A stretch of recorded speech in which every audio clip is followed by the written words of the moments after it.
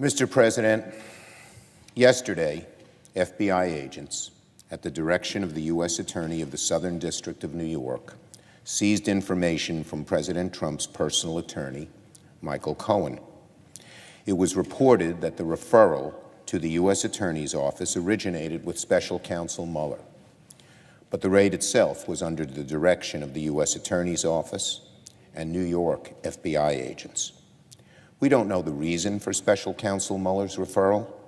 We do know that any referral must have been signed off by Deputy Attorney General Rod Rosenstein. Furthermore, the U.S. Attorney's Office in New York would have to be convinced that whatever information Mr. Mueller passed along was worth pursuing. And the U.S. Attorney would have to convince an independent magistrate judge, nonpartisan, that there was probable cause to believe that seizing information from Mr. Cohen would yield evidence of a crime. That's a serious and high standard that had to be met. I go through these details because it's important to understand that yesterday's events could only have been the result of a rigorous legal process with checks every step of the way and with a very high burden of proof. And yet, last night, President Trump said the FBI raid was a disgrace, part of a witch hunt, an attack on our country, and mentioned that many people have encouraged him to fire Mr. Mueller. We'll see what happens, he concluded. Let's break this down. The president suggests that the latest events are part of a partisan conspiracy against him. I'd remind the president that the source of the referral, Special Counsel Mueller, is a lifelong Republican. The Deputy Attorney General who signed off on the referral, Rod Rosenstein, is a Republican, appointed by President Trump. The Attorney General, Jeff Sessions, a Republican, appointed by President Trump. And the U.S. Attorney for the Southern District in New York, which sought a search warrant based on that information, is a Republican, appointed by President Trump. The agents in New York who carried out the seizure are under the direction of Christopher Wray, a Republican, appointed by President Trump. So if President Trump believes this to be a partisan conspiracy, he once again ignores the fact that every major player is a Republican, and all but the judges appointed by President Trump himself. But the partisan affiliation of those involved really doesn't matter. These are all law enforcement officers simply doing their job, a job enshrined by the Constitution of the United States. The president also tweeted this morning that, quote, attorney-client privilege is dead. Mr. President, attorney-client privilege is alive and well, but there's an exception when the attorney might be involved in a crime or fraud. It's well known as the crime-fraud exception. And that exception is obviously in play today. Law enforcement officers believe there's a good chance that the attorney for president committed crime or was involved in fraud, or they couldn't have gotten the okay from the magistrate to make these seizures. President Trump also said that the implication of his personal attorney for potentially serious federal crimes constitutes an attack on our country. That's what he said, an attack on our country. With due respect, President Trump, America has been around for over 2.5 centuries. An investigation of your personal attorney is not an attack on our country. The Japanese bombing Pearl Harbor was an attack on our country. 9/11 was an attack on our country. When Russia interfered with our elections, that was an attack on our country. Investigating your personal lawyer with a high standard to be met is certainly not an attack on our country. It is what America has always been about, and still is, rule of law. President Trump said the raid was a disgrace. I say to the President, Mr. President, you have it wrong. Interfering with the investigation would be a disgrace. Calling it attack on our country is a disgrace. What matters is the rule of law.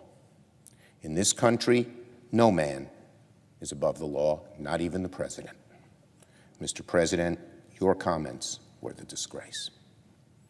Now, if the President is thinking of using this raid to fire Special Counsel Mueller or otherwise interfere with the chain of command in the Russia probe, we have one simple message for him. Don't even think about it. Special Counsel Mueller has uncovered a deep and detailed pattern of Russian interference in our elections. It has led to several indictments and guilty pleas. It has also led the Trump administration itself to level sanctions against Russian individuals for meddling in our elections. That is proof positive that Mueller's investigation is not a so-called witch hunt. If the President's own administration has leveled sanctions against Russian individuals for meddling in our elections, how can the President say it's a witch hunt? It's being pursued by his own administration, independent of the Mueller investigation.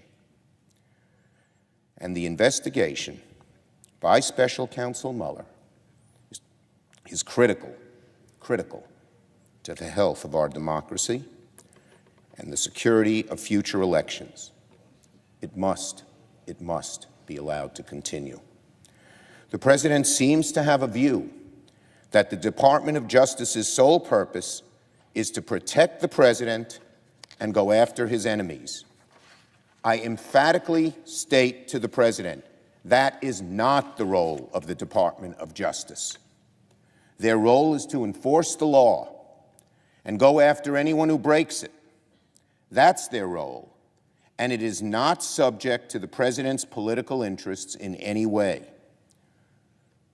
So, President Trump should not have any contact with the new U.S. Attorney in the Southern District, with his office, or the Department of Justice officials overseeing an investigation of Mr. Cohen.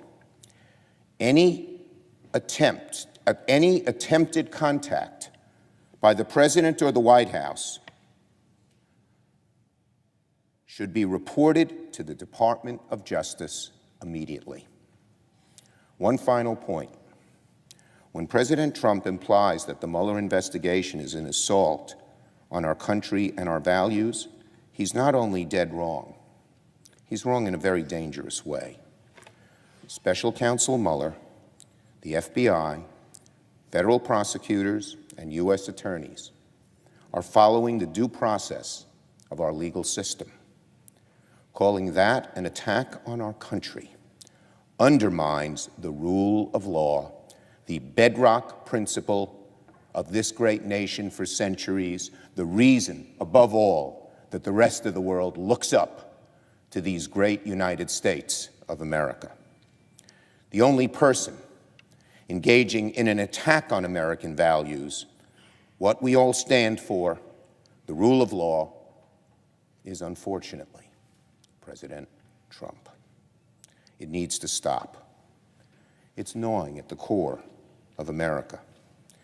You know, Mr. President, it's difficult to know when you're living through a historic time in this country. Our nation has prevailed through many dark times. We all hope that in the sweep of history, our current moment is not one of peril. But we have witnessed a sustained attack by the President of the United States on the rule of law in this country, and we may be getting to that point. We've seen that any institution with the power to check the President's power, the federal judiciary, the Department of Justice, the FBI, the Congress, the press, suffers his disdain and derision. If we fail to defend these institutions, which represent the rule of law and the Constitution, the balance of power in our country, that the Founding Fathers so brilliantly enshrined, then we are letting our grand democracy diminish. I beseech my colleagues on both sides of the aisle to stand up and say what the President is doing is wrong. Make it clear that firing Mueller or interfering in his investigation crosses a red line and is a threat to our constitutional order. Let us also be clear that the President does not have the authority to order the special counsel's firing without cause. And finally, let us take steps to protect the special counsel from political interference. We have several bipartisan bills designed to do just that. Majority Leader McConnell should bring them to the floor and let us debate them very soon.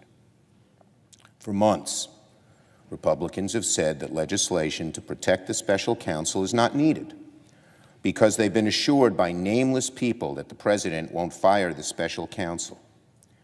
That assurance has been shaken by the President's comments last night. By his own words, it's clear the President may be considering firing the special counsel.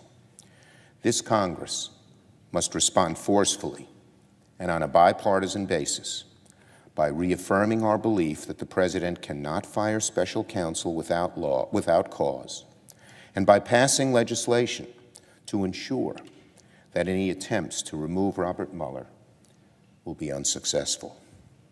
We should not abide the President's attempted assault on the rule of law in America. The eyes of history are upon us.